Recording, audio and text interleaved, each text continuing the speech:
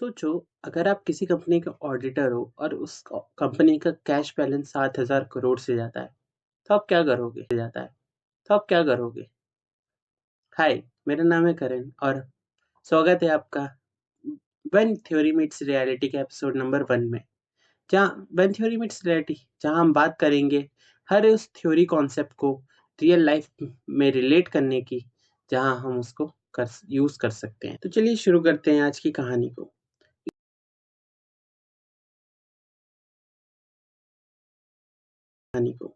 Year 2009, सत्यम computer service, नाम तो सुना ही होगा।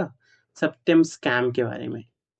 सत्यम कंप्यूटर सर्विस इंडिया की सबसे बड़ी आईटी कंपनी की थी और उसके सबसे बड़े क्लाइंट्स, ब्रांड नेम और पूरी ग्लोबल एग्जिस्टेंस। यानी कि मान लो उस टाइम की इंडिया की नंबर 1 कंपनीज में से एक थी और आईटी सेक्टर की तो नंबर 1 ही कंपनी थी। और सिर्फ इतना ही नहीं, उसकी पता है उसका कैश बैलेंस क्या था? बैलेंस शीट का 7,000 करोड़। हाँ, जो मैंने स्टार्टिंग में कहा था 7,000 करोड़, वही। अब इसकी कहानी क्या थी?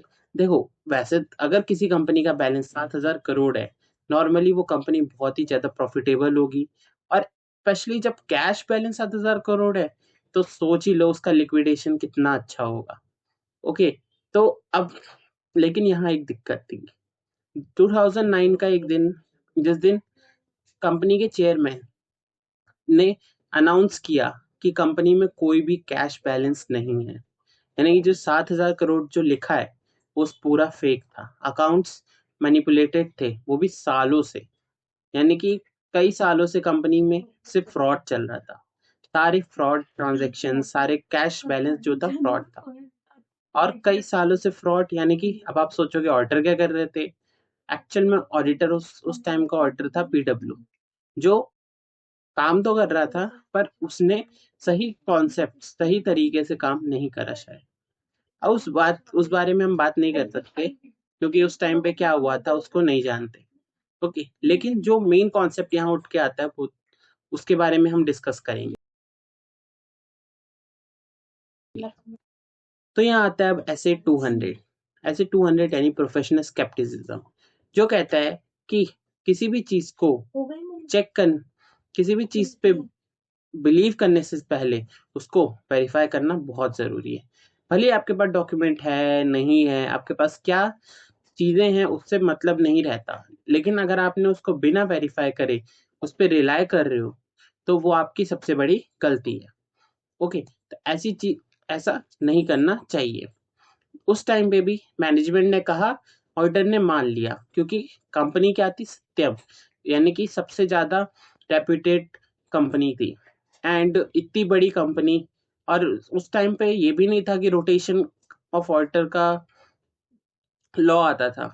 लेकिन तो इस रीजन से कोई कम ऑडिटर चाहेगा भी नहीं कि इतनी बड़ी कंपनी का ऑडिट हमारे हाथ से जाए। तो कम ऑडिटर ने क्या किया? मैनेजमेंट ने जो कहा उसको रिलाय कर लिया, कभी उस चीज को वेरीफाई करा ही नहीं। और जो चीज वेरीफाई नहीं हुई उसका कंफर्मेशन कभी नहीं मिलता।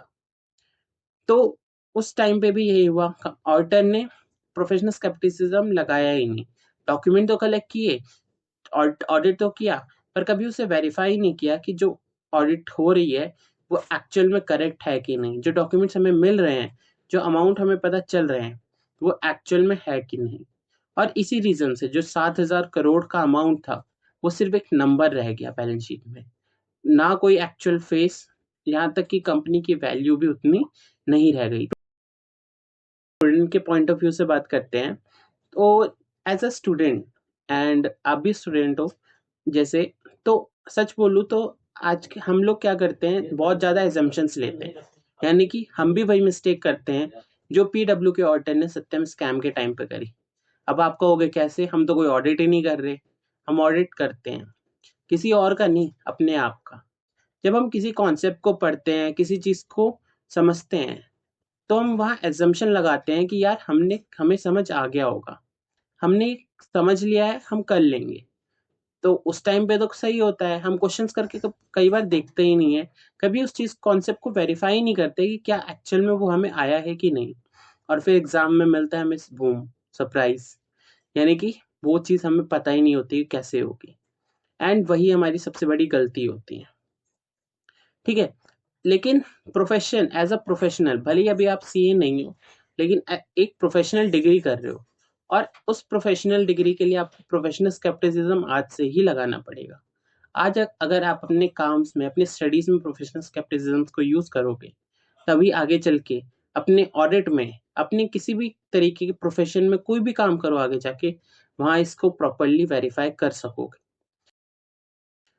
तो this is episode 1 of when theory meets the reality, and अगले एपिसोड में इसी के साथ एक नए कॉन्सेप्ट, एक नई स्टोरीज और एक नई रियलिटी चेक के साथ आपसे मिलेंगे इसी चैनल पे। तो तब तक अगर वीडियो पसंद आई हो तो चैनल को सब्सक्राइब करना, वीडियो को लाइक करना और कमेंट करके ज़रूर बताना आपको कैसी लगी।